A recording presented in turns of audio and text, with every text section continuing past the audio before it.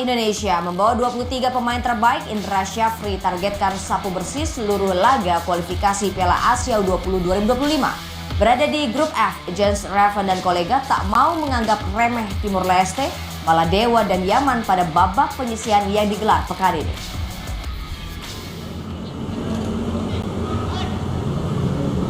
Timnas Indonesia menggelar persiapan akhir menjelang laga perdana melawan Maladewa di grup F kualifikasi Piala Asia U20 2025 pada 25 September.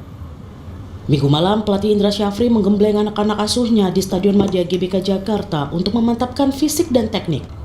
Berbagai persiapan telah dilakoni Timnas U20 mulai tes intensif di Bali, turun di turnamen Maurice Revello atau Toulon Cup 2024, merebut juara di Piala AFF U19 2024, hingga tundukan Argentina pada turnamen eksibisi Seoul Earth on Ice Cup 2024. Pelatih Indra Syafri menyatakan Garuda Nusantara akan meremehkan seluruh lawan yang dihadapi.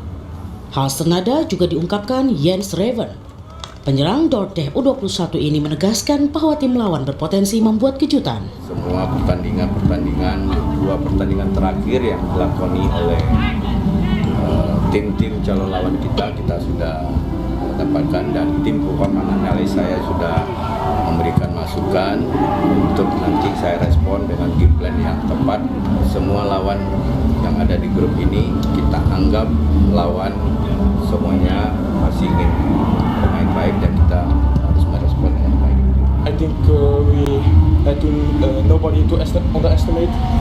I think Timor-Leste knows how we play, so I think it's going to be a tough match. So I think we need to stand there with the whole team every match. So I think no underestimate for everything. So it's just what it is, and we are fully prepared. We as team are top fit, so I think it will not be a problem. Di grup F, tim Merah Putih akan menjalani laga perdana melawan Maladewa pada 25 September. Dilanjutkan Timor Leste pada 27 September, disusul Yaman pada 29 September. Hanya juara grup dan 5 runner-up terbaik yang berhak lolos ke putaran final Piala Asia U20 2025 ini. Tim Liputan Kompas TV.